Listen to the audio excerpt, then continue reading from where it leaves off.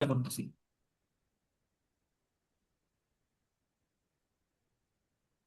আজকে আমাদের আলোচনার টপিক বিশ্বের আলোচিত প্রণালী। এই ক্লাসে আমরা এই প্রণালী কি জিনিস সেগুলো নিয়ে পড়াশোনা করবো এবং নেক্সট ক্লাসে থাকবে তোমাদের পরিবেশগত ইস্যু। এই দুইটা টপিক এই মান্থে আমি পড়াবো।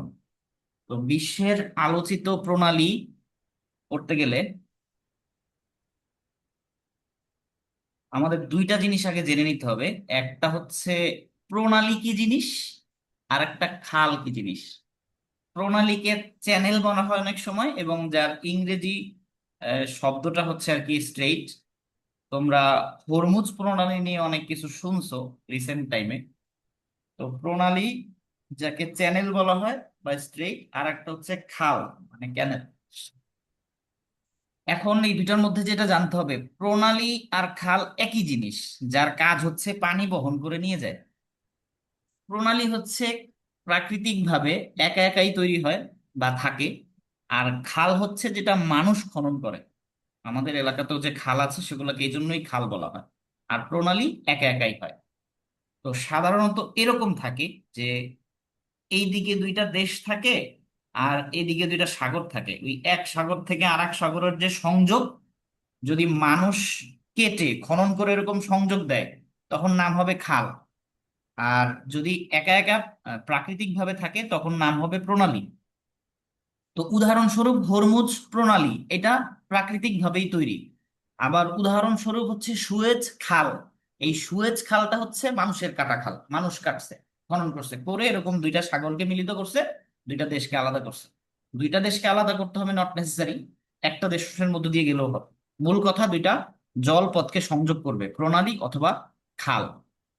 তো এইটার জন্য আমাদের বিশ্বের মানচিত্রটা সম্পর্কে একটু ধারণা নিতে হবে। আমি একটু মানচিত্রটা বলি যে জিনিসটা কিরকম, আমরা যেভাবে আছি আর কি। ফর এক্সাম্পল, এই হচ্ছে বিশ্বের মানচিত্র, তোমরা দেখতে পাচ্ছ। তো আমার এই মেনশন করা জায়গাটা দেখো। সাধারণত আমরা এরকম ছবি দেখে অভ্যাস, আমাদের মনে হয় যে এই হচ্ছে আমেরিকা, এই কানাডা। তারা মনে হয় কোনোদিন জাপান যাওয়া লাগলে এই যে এই পথ দিয়ে এইখানে জাপান আছে, এই জাপানে আসে। বিষয়টা ওরকম না। ওরকম না এই অর্থে, এইখানে দেখো কানাডা, এই যে দেখো আবার যুক্তরাষ্ট্রের একটা অঙ্গরাজ্য। যুক্তরাষ্ট্র মূলত এখানে আমেরিকা, তার একটা অঙ্গরাজ্য যেটা সে রাশিয়ার কাছ থেকে কিনছে। এই রাশিয়ার এইটার সাথে ছোট একটা জলের পার্থক্য হচ্ছে এই রাশিয়ার সংযোগ, মানে এই জায়গাটা আর এই জায়গাটা হচ্ছে সংযুক্ত। যাই হোক, এখন আমরা এই ম্যাপটা নিয়ে একটু আলোচনা করি। আমরা যে মহাদেশগুলো জানি, মহাদেশগুলো ভাগ হয় কিভাবে, যে কিভাবে সিদ্ধান্ত নেওয়া হয়েছে যে তোমরা হচ্ছে এশিয়া মহাদেশ, আমরা আফ্রিকা মহাদেশ, বা তোমরা ইউরোপ মহাদেশ, এটা কিভাবে ডিসাইড করা হয়েছে। এটা দুইটা জিনিস দিয়ে ভাগ হয়। একটা হচ্ছে পাহাড় পর্বত, বিশাল কোনো পর্বতের এই পাশকে বলা হয় এক মহাদেশ, ওই পাশকে বলা হয় এক মহাদেশ। অথবা বিশাল কোনো সমুদ্র বা কোনো জলরাশির পার্থক্য যে থাকে, তাকে বলা হয় অন্য মহাদেশ। এক্সাম্পল স্বরূপ দেখো, এই হচ্ছে চায়না, আমাদের এশিয়া মহাদেশের মধ্যে একটা দেশ চায়না, এই হচ্ছে রাশিয়া, এরা এশিয়া। আলাদা হয়েছে কিভাবে? এই রাশিয়ার অর্ধেকটা পড়ছে হচ্ছে ইউরোপের মধ্যে, বাকিটা পড়ছে এশিয়া মহাদেশের মধ্যে। এখন রাশিয়ার যে রাজধানী, সেটা হচ্ছে ইউরোপ মহাদেশের মধ্যে পড়ছে, এই জন্য রাশিয়াকে বলা হয় ইউরোপের একটা দেশ। এই জায়গাটা হচ্ছে ইউরোপ। তাহলে ভাগ হয়েছে কিভাবে? এই যে দেখো, এইখান দিয়ে একটা সরু জলপথ আছে, এইখানে একটা প্রণালী আছে, একটু আগে যে বললাম সেটাকে বলা হয় জিব্রাল্টার প্রণালী। এই প্রণালী দিয়ে এইখানে জলপথ দিয়ে এইখানে সাগর দিয়ে এই পর্যন্ত এসে এইটাকে বলা হচ্ছে এশিয়া মহাদেশ। ওই ওদেরকে বলা হচ্ছে ইউরোপ মহাদেশ। আর এইখান দিয়ে যে ভাগটা হয়েছে, সেই ভাগের নিচের অংশকে বলা হচ্ছে আফ্রিকা মহাদেশ। আর এইখানে একটা ভাগ হয়েছে জলরাশি দিয়ে, সেটা একটু পরে দেখাবো। তার উপরের অংশটাকে বলা হয় উত্তর আমেরিকা, এটাকে বলা হয় দক্ষিণ আমেরিকা। এই আমেরিকা এইটা মহাদেশ। আর অস্ট্রেলিয়া তো স্পষ্ট ভাবে দেখা যাচ্ছে যে সমুদ্রপথ দিয়ে আলাদা করা। তো এইভাবে আর কি ভাগগুলো হয়। তো আমরা এই ভাগের মধ্যে এখানে ইউরাল পর্বত আছে, বা উরাল পর্বত যে যেটা বলো, ইউরাল পর্বত এইখানে। এই ইউরাল পর্বত দিয়ে রাশিয়াটা ভাগ হয়েছে। আমি যখন প্রথম প্রথম ভূগোল পড়াশোনা করি ম্যাপ দেখে, তখন ভাবতাম রাশিয়া হচ্ছে এশিয়া মহাদেশের সবচেয়ে বড় দেশ। আসলে রাশিয়া এশিয়ার অংশই না, রাশিয়া হচ্ছে ইউরোপের দেশের অংশ, কারণ রাশিয়ার যে রাজধানী সেটা ইউরোপে অবস্থিত। তো একটু আগে দেখবা যে আমেরিকা রাশিয়া যে কত কাছে, এখানে মনে হচ্ছে না এই আমেরিকা, এই হচ্ছে রাশিয়া। তোমরা দেখবা যে এই আমেরিকা রাশিয়া হচ্ছে খুব কাছাকাছি একটা দেশ, একটু পরে ম্যাপে দেখাবো। এখন দেখো প্রণালী পড়তে গিয়ে আমরা দেখবো যে ভাগটা হয়েছে কিভাবে। এইখানে ভাগ হয়েছে একটা প্রণালী দিয়ে, এইখানে একটা প্রণালী আছে যেটা দিয়ে এই ভূমধ্য সাগরে আসছে, তারপরে এইখানে একটা প্রণালী আছে এটা দিয়ে ভাগ হয়েছে। এইখানে আছে হচ্ছে সুয়েজ খাল, এই যে ইরানের পাশে। তো এগুলো আমরা বড় করে করে আস্তে আস্তে দেখবো। দেখি সামনে আগে কি আছে, যে কি পাওয়া যায়। আচ্ছা, ম্যাপের মধ্যে মানে আমার স্ক্রিনে অন্য কিছু নাই তো, মানে শুধু পড়াশোনা দেখা যাচ্ছে? জি স্যার, শুধু পড়া ওকে, হচ্ছে। তাহলে দেখো, মধ্যপ্রাচ্য সম্পর্কিত কিছু জিনিস পড়ি আমরা। মধ্যপ্রাচ্য হচ্ছে জিব্রাল্টার, মানে মধ্যপ্রাচ্যের মধ্যে যেগুলো আছে, মধ্যপ্রাচ্য বলতে তো বুঝোই তোমরা, ওই যে ওই সৌদি আরব বা ওই আশেপাশের অঞ্চলটা, ইরান, ওই অঞ্চলটাকে মধ্যপ্রাচ্য বলে। এখন জিব্রাল্টার প্রণালী মধ্যপ্রাচ্যের মধ্যে, চারটা প্রণালী আছে মূলত। প্রণালী কিন্তু অনেক আছে, আমি আজকে আলোচনা করব বিশ্বের আলোচিত প্রণালী, যে প্রণালীগুলো বন্ধ হয়ে গেলে বিশ্ব অচল হয়ে যায়, বা যাদেরকে বন্ধ হতে দেওয়া হয় না, মানে আলোচনায় চলে আসে সেরকম কয়েকটা পড়বো। বাকিগুলো তোমরা চোখের সামনে দুই একটা পড়লে মুখস্থ করে ফেলতে পারবা। তো জিব্রাল্টার প্রণালীটা দেখি কোথায় অবস্থিত। এই দেখো, একটু আগে ম্যাপে দেখাইছিলাম, এই হচ্ছে স্পেন, আর এইখানে আছে মরক্কো, তার মাঝখানে একটা প্রাকৃতিক জলপথ আছে, এইটাকে বলা হয় জিব্রাল্টার প্রণালী। এইখানে আটলান্টিক মহাসাগর, আর এটা হচ্ছে মেডিটেরিয়ান সি, মানে ভূমধ্যসাগর আর কি। তো এর মাঝখান দিয়ে আছে জিব্রাল্টার প্রণালী। তাহলে এইখান থেকে আসলে কোশ্চেন আসে, জিব্রাল্টার প্রণালী কাকে সংযুক্ত করেছে? তাহলে আটলান্টিক মহাসাগরের সাথে ভূমধ্যসাগরকে সংযুক্ত করেছে। আলাদা করেছে কাকে? স্পেন আর মরক্কোকে। কোশ্চেনটা এরকমও হইতে পারে, স্পেন হচ্ছে ইউরোপের একটা দেশ, আর মরক্কো হচ্ছে আফ্রিকার একটা দেশ। তাহলে আলাদা করেছে কোন মহাদেশকে? এই যে ইউরোপ থেকে আফ্রিকাকে পৃথক করেছে কে? এই জিব্রাল্টার প্রণালী এইখান দিয়ে আছে। এইটাকে যদি আরেকটু আমরা বড় করে দেখি, দেখো এই হচ্ছে ইউরোপ, এই হচ্ছে আফ্রিকা, এই যে জিব্রাল্টার প্রণালী, এইখান দিয়ে ভূমধ্যসাগরে আসা যায়। কোথা থেকে? এই আটলান্টিক মহাসাগর থেকে ভূমধ্যসাগরে আসলাম। তোমরা মনে রেখো, এইখানে কিন্তু ইসরায়েল, এই ভূমধ্যসাগরে আসলাম। এই যে জিব্রাল্টার এরকম কোনটা কোনটার পাশ দিয়ে জুম করলে দেখা যায়। তাহলে আমরা কি করলাম? আটলান্টিক মহাসাগর থেকে ভূমধ্যসাগরে ঢুকলাম। এখান থেকে কোশ্চেন হবে, কোন দুইটা জলপথকে একত্রিত করেছে? আটলান্টিক মহাসাগরের সাথে ভূমধ্যসাগরকে আলাদা করেছে কাকে? ইউরোপ আর আফ্রিকাকে। আর যদি দেশ বলি, স্পেন আর মরক্কোকে। তাহলে এই হচ্ছে জিব্রাল্টার প্রণালী। তাহলে জিব্রাল্টার প্রণালী আমরা কোথায় ঢুকলাম? ভূমধ্যসাগরে। দেখি এরপর ভূমধ্যসাগর থেকে কই যাওয়া যায়। এরপর আছে সুয়েজ খাল। দেখো, তুমি একটু আগে জিব্রাল্টার প্রণালী দিয়ে মানে ঢুকছো ভূমধ্যসাগরে, এইখানে হচ্ছে সুয়েজ খাল। এইখানে আসলে ছিল না খাল, এখানে মাটি ছিল। পরে দেখলো যে এইখান দিয়ে একটা যাতায়াতের পথ তৈরি করলে খুব সহজে যাওয়া যায়, এই জন্য সুয়েজ খাল খনন করছে মিশরের এইখানে। এইটাও মিশর, এইটাও মিশর, এই অংশটা মিশর, এইটা হচ্ছে ইসরায়েল।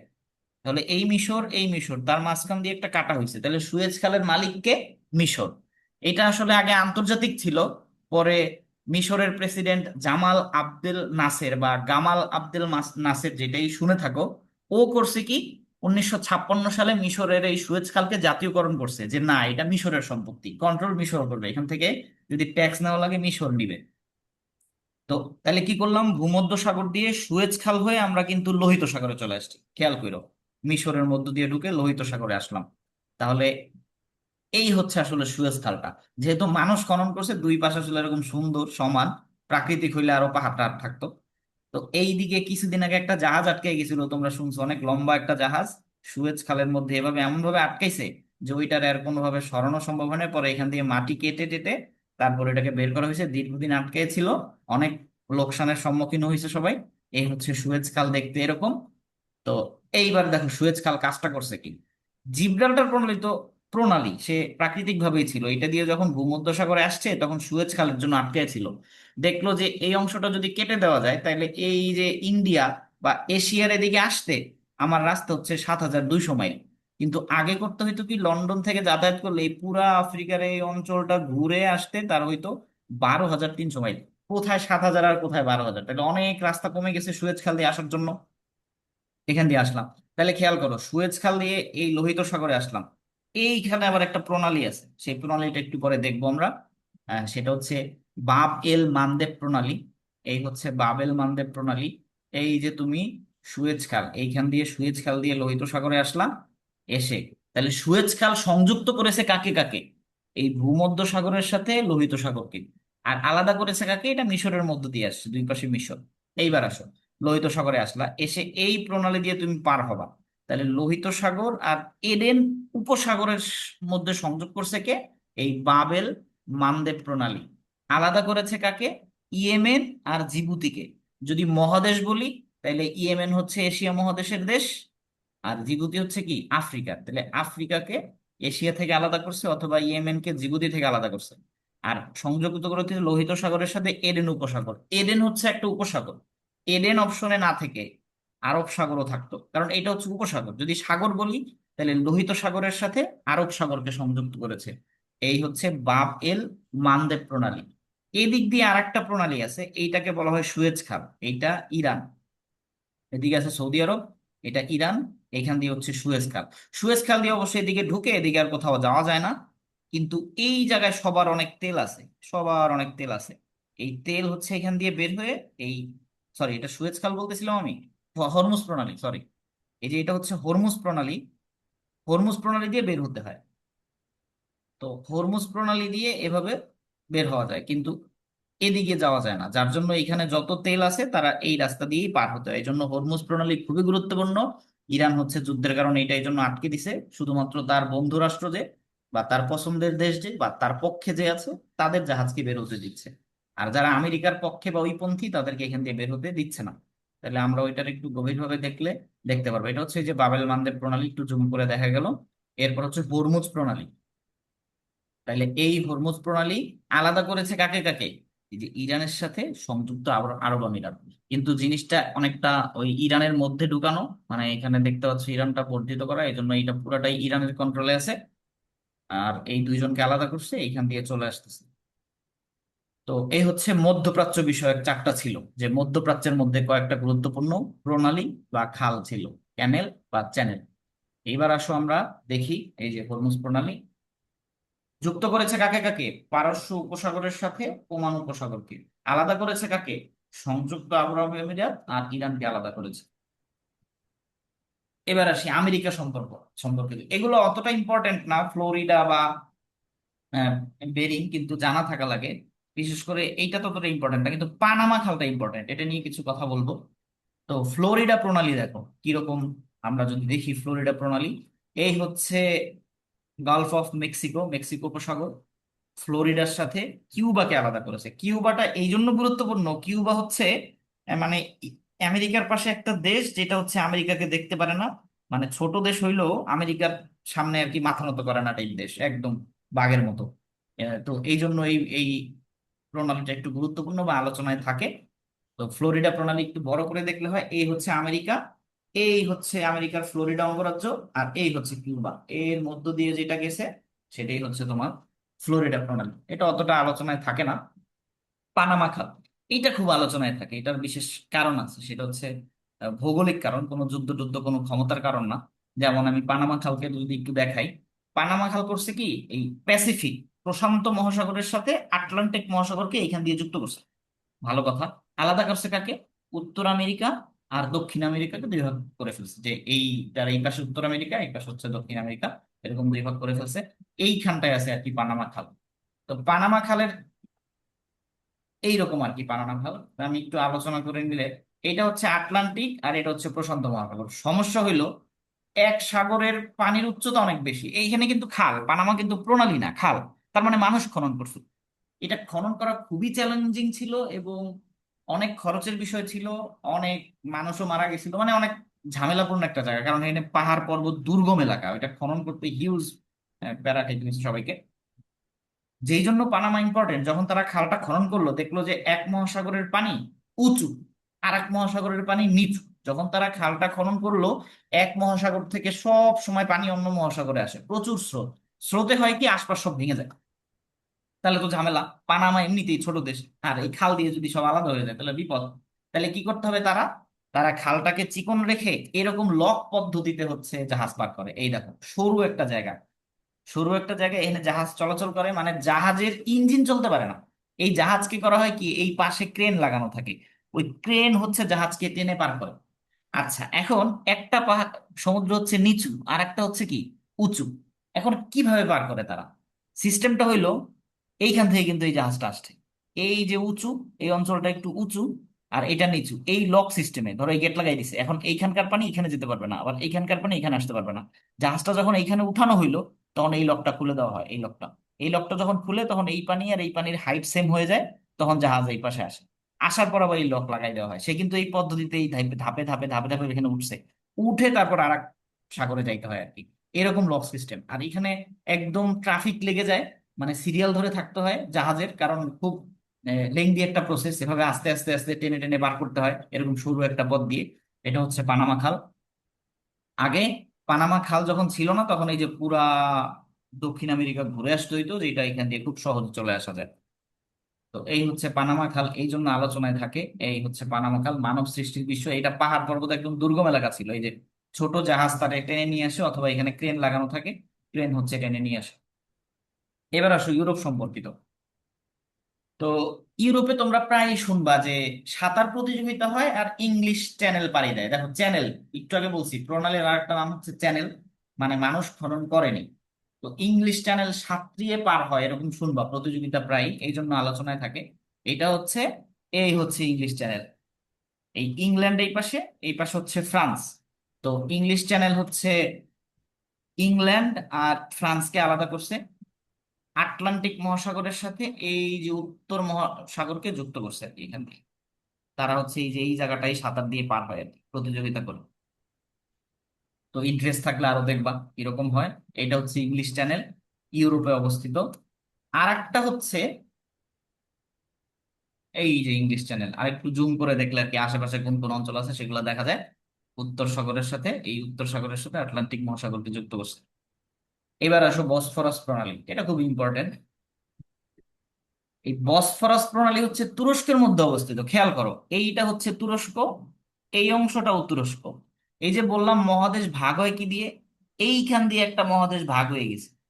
তুরস্কের এই অংশটা পড়ছে আহ ইউরোপ মহাদেশের মধ্যে, আর এই অংশটা পড়ছে এশিয়া মহাদেশের মধ্যে। কারণ তুরস্ক, ইউরোপ তো একটু বড় লোক জিনিস, তো তুরস্ক দাবি করে আমি ইউরোপের দেশ, আবার তুরস্কের বেশিরভাগ অংশ পড়ছে হচ্ছে এশিয়া মহাদেশের মধ্যে, সেই হিসেবে সে এশিয়ারও হওয়া উচিত। তো এই জন্য দেখবা তুরস্ক কিছুটা ইউরোপের সাথে বিভিন্ন সংগঠনের সাথে যুক্ত থাকে। আবার তুরস্কের যে রাজধানী সেটাও পড়ছে দুই মহাদেশের মধ্যে, মানে কি বিপদ! এই যে, তো এইখানে তুরস্ককে ভাগ করছে কিভাবে একটু বলি। সি অফ মরমর, এটা হচ্ছে মরমর সাগর বলে বাংলায়, এখানে মারমারা লেখা ইংলিশে। তো মরমর সাগর, এই যে এই এজিয়ান সাগর, সেই সাগরের মধ্য দিয়ে একটা প্রণালী গেছে, দারদানালিস প্রণালী, সেই প্রণালী ঢুকছে মর্মর সাগরের মধ্যে। এই মর্মর সাগর দিয়ে বসফরাস প্রণালী দিয়ে ব্ল্যাক সি মানে কৃষ্ণ সাগরে প্রবেশ করতে হয়। তো এই হচ্ছে আর কি ভাগ হয়ে গেছে। তাহলে একটা হচ্ছে দারদানালিস প্রণালী, মর্মর সাগর, তারপরে এখান দিয়ে হচ্ছে কি বসফরাস প্রণালী। এই বসফরাস প্রণালী দিয়ে তুরস্কটা ভাগ হয়েছে। এখানে ইম্পর্টেন্ট হচ্ছে এই জন্য যে এই তুরস্কটা কিভাবে দুই মহাদেশের দেশ হয়ে গেল, কিভাবে ভাগ হয়ে গেল, মাঝখানে হচ্ছে মর্মর সাগর, এই জন্য কিছুটা আলোচনায় থাকে, এখন অতটা নাই। তবে জেনে রাখা ভালো, তুমি সব জানলে যেটা আসবে সেটা অ্যান্সার করতে সুবিধা হবে। তো নেক্সট, এইবার দেখো, এই যে ইউরোপ, তুরস্ক, বসফরাস প্রণালীটা মর্মর সাগর কৃষ্ণ সাগরের সাথে এই যে বসফরাস প্রণালী যুক্ত করছে, আর এর আগে ছিল দারদানালিস প্রণালী। এইবার আসো এশিয়া সম্পর্কিত, যে এশিয়ার মধ্যে কি কি আছে। প্রথমটা হচ্ছে পক প্রণালী এশিয়ার মধ্যে। তো পক প্রণালী সিম্পল, এই যে ভারত আর শ্রীলঙ্কাকে আলাদা করছে, বঙ্গোপসাগরের সাথে মান্নার উপসাগরকে যুক্ত করছে। যদি সাগর বলো তাহলে হচ্ছে আরব সাগরকে যুক্ত করছে, আর উপসাগর বললে মান্নার উপসাগর। বঙ্গোপসাগরের সাথে মান্নার উপসাগর, এই পক প্রণালীটা ভারত মহাসাগরকে আলাদা করছে। আমাদের মুসলিম ধর্মে আমরা জানি আদম হাওয়াকে এই যে শ্রীলঙ্কার একটা মানে পাহাড়ের ইয়াতে নামাই দেওয়া হয়েছে, তারা হাঁটতে হাঁটতে এদিকে চলে গেছে, তখন হয়তো বা সংযুক্ত ছিল, জানি না, ওদিকে পড়াশোনা নাই। কিন্তু এই জায়গাটা হচ্ছে দক্ষিণ ভারত। তুমি দেখবা শ্রীলঙ্কার সাথে দক্ষিণ ভারতের অনেক মিল, ভাষাগত মিল, চেহারাগত মিল, কালার মিল মিলে, কারণ এটা খুব কাছাকাছি এবং তাদের মধ্যে যাতায়াত ঠেকাইতে অনেক সময় ভারত সরকার হিমশিম খায়, শ্রীলঙ্কা থেকে অনেকে চলে আসে। এরকম অনেক সিনেমাও তৈরি হয়, দেখবে, দেখতে পারো। তো এই হচ্ছে পক প্রণালী, যেটা ভারত আর শ্রীলঙ্কাকে আলাদা করছে, যেহেতু আমাদের প্রতিবেশী দেশ ভারতের সাথে সম্পর্কিত তাই আলোচনায় থাকে।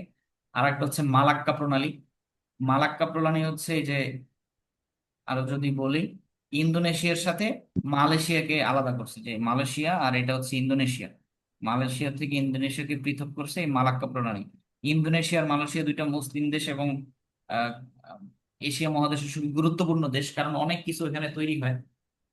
বিশেষ করে ইন্দোনেশিয়া থেকে সয়াবিন তেল টেল আনা হয়। তো এই দেশটার কারণে, দুইটা দেশের কারণে এটা একটু আলোচনায় থাকে।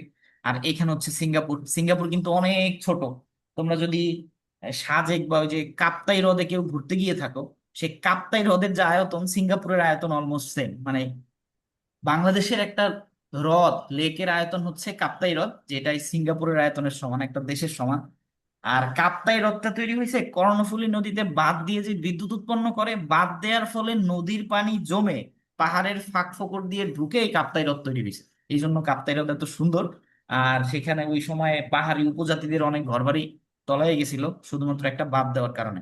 ঠিক যেমনটা ভারতের বাঁধের কারণে আমাদের প্রতি বছর বন্যার সম্মুখীন হইতে হয়, ওরা ওদের মতো করে বাঁধ ছেড়ে দেয়। এই যে বর্ষাকাল আসতেছে, দেখবা বাঁধ ছেড়ে দিবে, বন্যা হবে।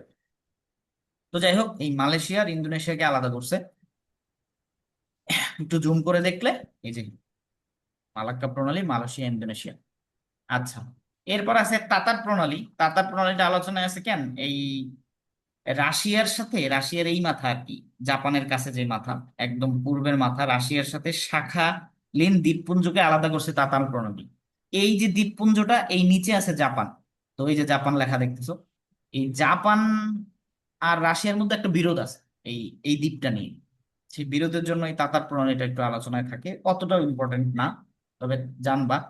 এইবার আসো, যে উপর থেকে যদি দেখি কিরকম দেখা যায় আর কি, আমরা তো ওই নর্থ পোলটা ওভাবে দেখি না। এইটা কিন্তু কানাডা, এই যে আমার লাল লাইটটা দেখা যাচ্ছে কানাডা। আর এই যে আলাস্কা দেখাইছিলাম একদম প্রথমে, আমেরিকার একটা অঙ্গরাজ্য, সেইটা কিন্তু এই যে রাশিয়ার সাথে যুক্ত। এই যে এইখান দিয়ে, এইখানে ছোট্ট একটা জলপথ আছে, বেরিং প্রণালী বলে। সে হচ্ছে আমেরিকা থেকে রাশিয়াকে পৃথক করছে। আমেরিকা, এইটা আমেরিকার একটা অঙ্গরাজ্য, তারপর কানাডা, এরপর ওই পিছনে আমেরিকা, বাট তার একটা অঙ্গরাজ্য কানাডার মাথায় আছে, যে আমেরিকার সাথে কোনো সংযোগ নাই। আলাস্কা, এই আলাস্কা হচ্ছে আমেরিকা রাশিয়া থেকে কিনে নিছিল, ল্যান্ড পুরা, এই অঙ্গরাজ্যটা। তো এই আলাস্কা কিনে নিয়েছিল রাশিয়ার কাছ থেকে।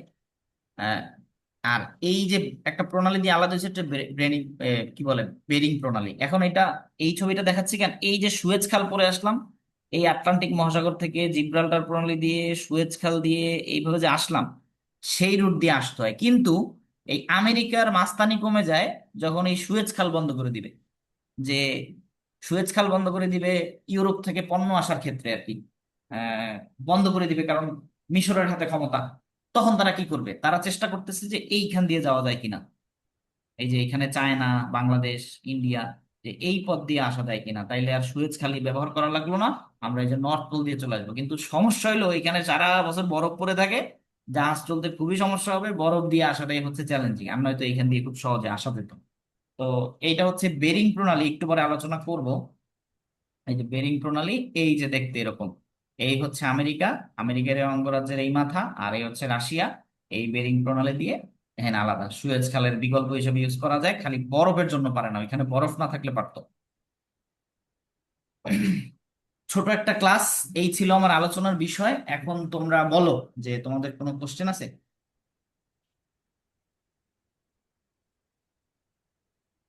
কেউ কিছু বলতে চাও?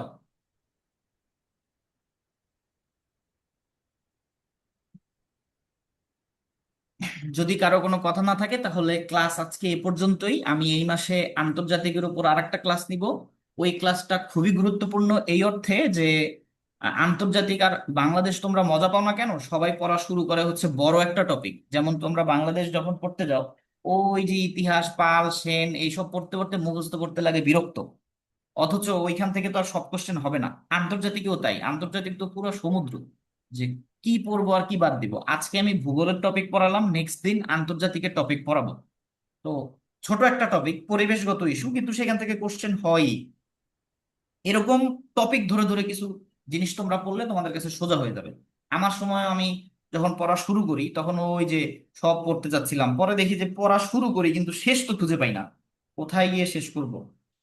পরে এরকম সময় নষ্ট করতে করতে, অনেক অ্যানালাইসিস করতে করতে, তারপর কয়েকটা ফিক্সড টপিক খুঁজে পাইছি যেখান থেকে কোশ্চেন হয়। আর আন্তর্জাতিক তো আমার সব পারতে হবে না, এই জন্য ওগুলা পড়া শুরু করছি। আস্তে আস্তে আস্তে আস্তে ভিতরে প্রবেশ করছি যতদূর পারা সম্ভব হয়। যদিও আমি ম্যাথের টিচার, ম্যাথ আমি নেক্সট মাসে আবার ক্লাস নিব। এই মাসে হচ্ছে আন্তর্জাতিকে নিব, যেহেতু এই ক্লাসটা তোমাদের হচ্ছিল না। এরকম ক্লাস তৈরি করা থাকবে। আমরা পড়বো আন্তর্জাতিক পরিবেশগত ইস্যু ও কূটনীতি, এই টপিকটা। তো কোনো কোয়ারি থাকলে তোমরা গ্রুপে বলবা। আজকের ক্লাস এ পর্যন্তই। সবাইকে অসংখ্য ধন্যবাদ।